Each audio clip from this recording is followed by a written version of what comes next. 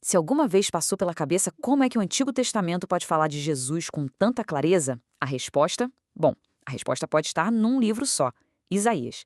Hoje a gente vai mergulhar nessa obra-prima profética que é fundamental tanto para o judaísmo quanto para o cristianismo há séculos. Então, para a gente começar, que tal um desafio?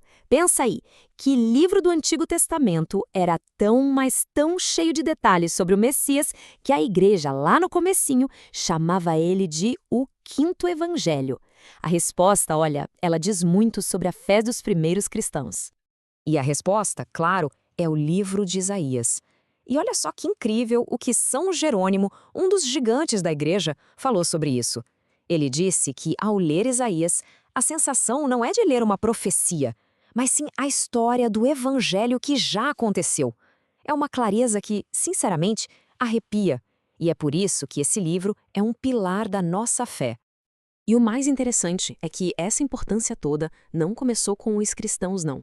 Dá uma olhada nesse gráfico. Ele mostra uma coisa fascinante encontrada lá nos manuscritos do Mar Morto. Isaías era simplesmente o terceiro livro mais popular entre os judeus da época de Jesus. O que isso quer dizer? Que muito antes da igreja existir, o povo de Israel já olhava para essas palavras e via ali uma esperança poderosa para o futuro.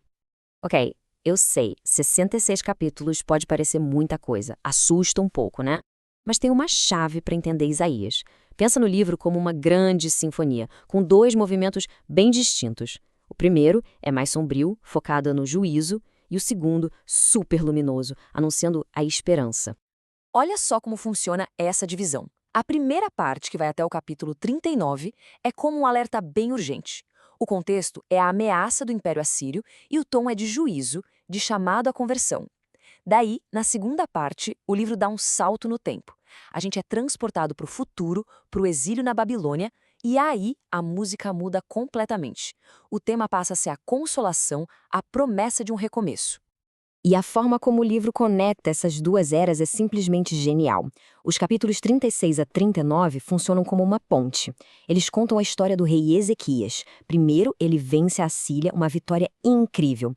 Mas logo depois, por um erro de avaliação, ele acaba abrindo a porta para a futura ameaça da Babilônia. É a virada perfeita na narrativa, preparando o terreno para o que vem depois. Bom, e agora a gente chega no coração de Isaías, o motivo pelo qual ele ganhou esse apelido de Quinto Evangelho. Vamos falar das profecias sobre um rei salvador que viria para mudar absolutamente tudo. A primeira grande profecia aparece no momento de crise total para a dinastia do rei Davi. E no meio desse caos, Isaías anuncia um sinal. Vai nascer uma criança chamada Emanuel. E Emanuel significa Deus conosco. Isso não era só um nome bonito. Era a promessa de que, mesmo na maior escuridão, Deus continuaria fiel à sua aliança com o povo. E a revelação não para por aí. Ela vai crescendo, ganhando força. Lá no capítulo 9, Isaías descreve essa mesma criança com 4 títulos que são, assim, impressionantes. Presta atenção. Conselheiro maravilhoso, Deus forte, Pai eterno e Príncipe da paz. Fica muito claro que ele não está falando de um simples rei humano, né? E aqui está o texto completo, palavras que a gente ouve muito na liturgia, principalmente no Natal. A profecia não fala só de um nascimento, mas de um reino de paz que vai durar para sempre, fundado no trono de Davi. A palavra-chave aqui é eterno, um governo que nunca, nunca vai ter fim. Isaías também nos dá outra imagem que é, nossa, inesquecível. A dinastia de Davi, que veio de um homem chamado Jessé, estava em completa decadência. Era como um tronco de árvore cortado, sabe? Aparentemente morto, sem vida. Mas o profeta diz que daquele tronco morto ia surgir um broto novo, um rebento. É a imagem mais perfeita da esperança. Deus é capaz de trazer vida da morte. Certo. Agora, avançando para a segunda parte do livro, Isaías nos apresenta uma figura super misteriosa, comovente, que intriga teólogos há séculos. É o chamado servo sofredor. E a grande pergunta que ecoa através dos séculos é: afinal, quem é esse servo? Para tentar responder, a gente precisa olhar para uma série de poemas que estão espalhados pelo livro, que ficaram conhecidos como os Cânticos do Servo. A identidade desse servo vai se revelando aos poucos. No começo, parece que o servo é o próprio povo de Israel, mas a imagem vai se afunilando, se concentrando em um indivíduo específico. Alguém com uma missão universal: ser uma luz para as nações. E aí vem o choque.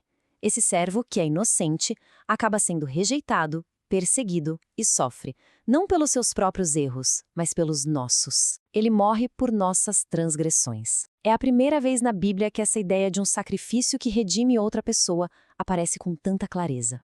E a partir do sofrimento desse servo, a profecia de Isaías se expande para uma escala cósmica gigantesca. O livro nos leva para o seu clímax, com uma visão espetacular do fim dos tempos, da restauração de todas as coisas. O primeiro elemento dessa nova criação é um novo templo.